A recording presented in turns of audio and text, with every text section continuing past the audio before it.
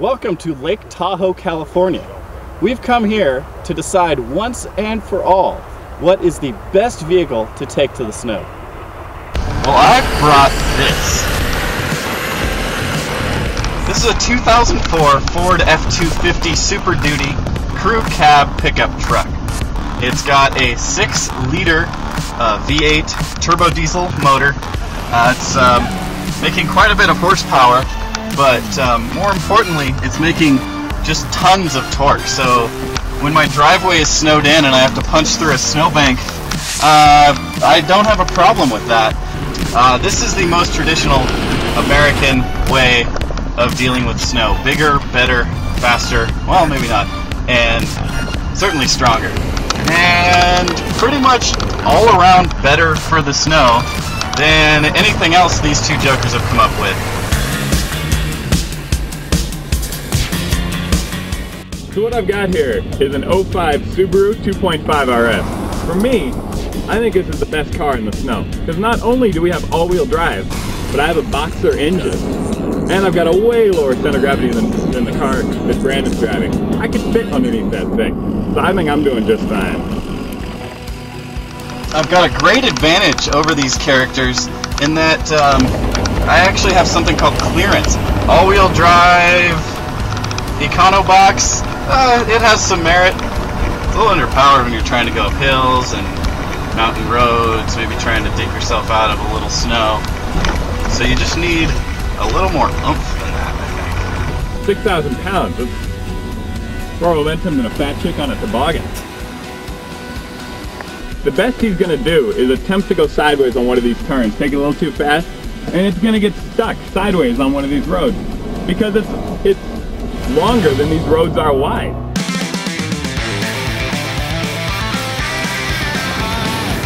You don't need four-wheel drive for the snow. With a good set of tires, the best car for the snow can be your car. This is my car. It's a 2009 Volkswagen GTI, and it is fantastic. The Golf GTI is the most car that you can get for under 25 grand. It's got 200 horsepower, 208 foot-pounds of torque, and it makes peak torque almost throughout the entire RPM band, so whenever you want that power, it's there. And with a fresh set of snow tires, I was ready for Tahoe. The snow tires are surprisingly good. The thing that a lot of people don't understand up here, because they all buy four-wheel drive vehicles, is that it's not whether you have four-wheel drive or two-wheel drive, it's how good your tires are.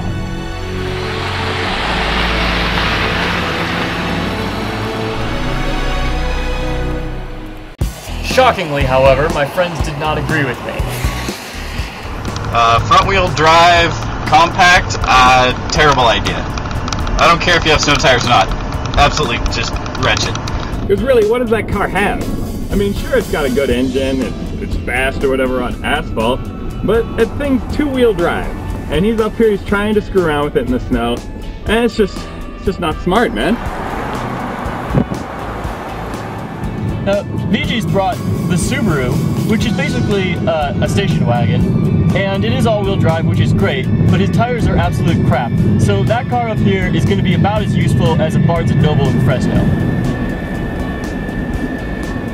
This is obviously the best car. Not only do I have a smaller wheelbase than Brandon, and four-wheel drive unlike Chris, but this car is also a Subaru. I mean, come on. Subarus are built for the snow. We decided to pull over and bicker in person.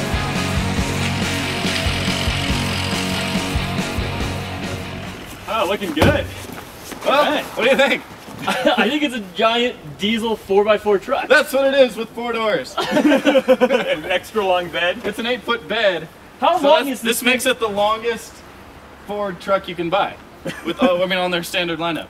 So you basically went out and said, I need the biggest possible thing to bring to Tahoe. Right, I'm gonna need to bring all of my best friends and some lumber. And a flag. And yes, and I would like to represent my state. All right, and then we have another approach here, which is a station wagon. Huh. Yeah, you know, this thing is super fast. I really like it. It does great around the turns. How many cylinders? Oh, I got a 4 in here. Oh, okay. So half of yours, but then Yes. again, I'm probably less than half your weight. Yeah, that thing's got to be, what, like 6,000, 7,000 pounds? Right. Yeah. So that means I'm safer. Right, yeah, of course. That is such a misnomer. Look, that car, I have like 13 airbags, 200 horsepower, 6-speed manual transmission. I've got a great set of snow tires, which is all I need. And you've got front-wheel drive. Yeah. Whereas we both have. Which is all I need. I don't need all-wheel drive, and I don't need 4-wheel drive, because I know how to drive, and I have decent tires. Yeah, we'll see about that. See how it goes. You want to take a shot at it? Yeah. All right. Yeah, I'll give it a drive. Out. All right, which one do you want? I think you should try this guy, because once you try it, you're really gonna like it. Let me tell you. All right, well, I It's guess really something special. Giant freaking diesel. All right, I guess I'm stuck with it. Yeah. Leaves you the Subaru. All right. Have fun, huh?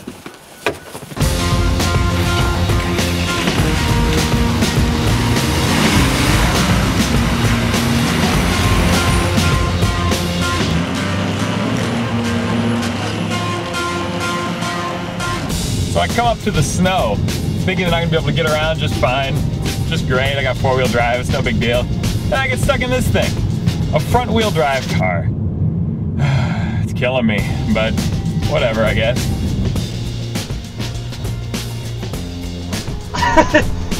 This thing does not want to accelerate at all. This thing is really slow.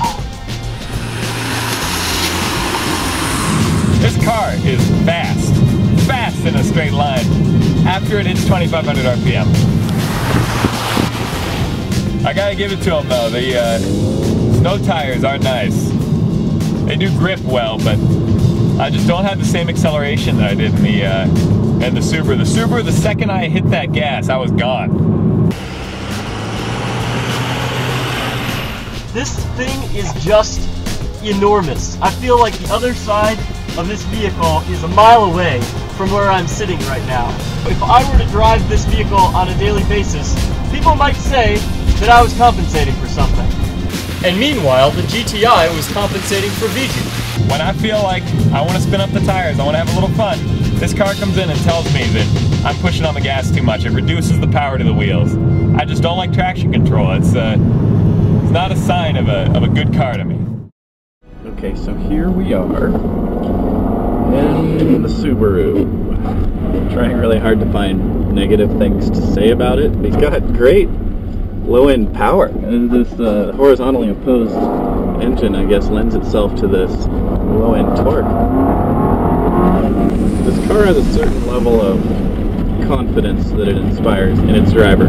What's great about the Subaru is if you try to have some fun messing around and you maybe get a little bit outside of your comfort zone, you just do nothing and it'll fix it.